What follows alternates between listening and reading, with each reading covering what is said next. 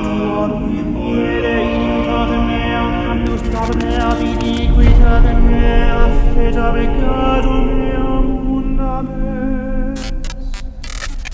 Quoniam iniquitatem meam ego cognosco, et peccatum meam